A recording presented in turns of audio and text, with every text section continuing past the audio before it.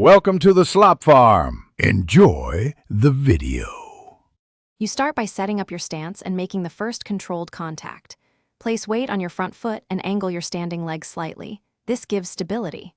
Once the ball arrives, use the inside of your lead foot to play a short 0. 5 1-meter touch toward your target. You do this to create space and rhythm. Make sure to keep your head up between the pass and the touch so you can read defenders and prepare the second contact without pausing. Continue by committing to the second contact quickly. As the ball sits from the first touch, pivot or take a small step to open your hips toward the direction you want to go. This aligns the foot for a decisive strike. Choose outside or inside of the foot based on angle, outside for cutaway, inside for straight push, and strike with controlled power.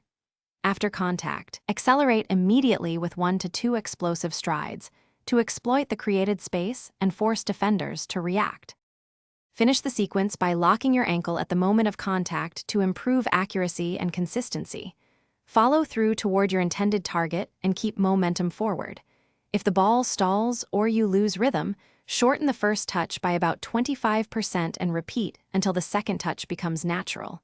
Once done, increase tempo gradually. Tip: if touches keep going wide, check foot angle and swivel less before the second contact, so the ball stays on your intended line. Thanks for watching. Consider subscribing if we helped you today.